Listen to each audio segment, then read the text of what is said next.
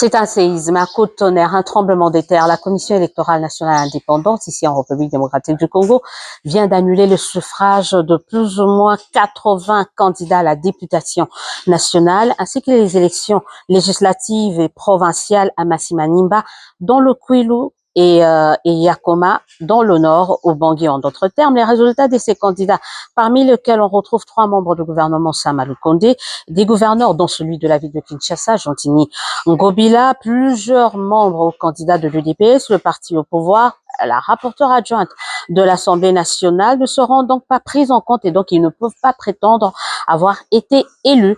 C'est comme s'ils n'ont jamais postulé. Pour faire court à ces candidats, on reproche principalement une fraude à grande échelle. Mais comment cela a pu arriver? Nombreux pointent du doigt les agents temporaires de la CENI, les policiers, mais pas que. Les chefs d'antenne, mais également les chefs de bureau sont également sur la sellette. Et selon une source au sein de la CENI, la prochaine liste des sanctionnés concernera justement ces agents électoraux.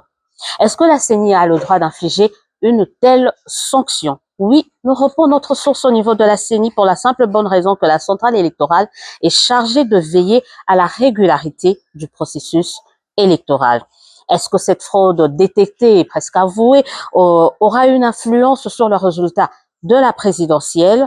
Pour la même source, non. Des fraudes détectées aux législatives ne pouvaient vraiment pas avoir un impact ou n'auront pas un impact sur la présidentielle pour plusieurs raisons, dont 2. Moi, je vous en donne 2 que j'ai essayé de retenir. Un, la localisation de la fraude, donc prouvant à suffisance que l'intention première du fraudeur était d'être le principal bénéficiaire de son forfait.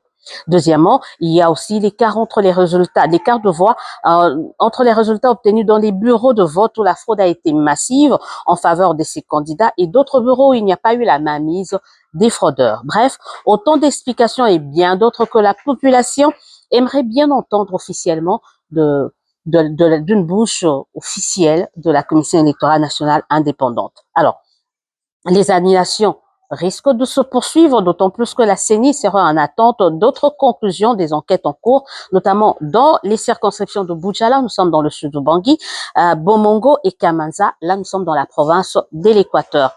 Pour certains observateurs, la disqualification des fraudeurs est un message fort lancé par le bureau Kadima, à savoir qu'il ne compte pas récompenser des criminels dans ce processus électoral. Un regard que ne partagent pas du tout, alors pas du tout, d'autres qui, eux, continuent de charger le bureau de la CENI en demandant pure et simple l'annulation des scrutins organisés en République démocratique du Congo le 20 décembre dernier. En attendant, ce sont les cours et tribunaux qui risquent d'avoir du pain sur la planche.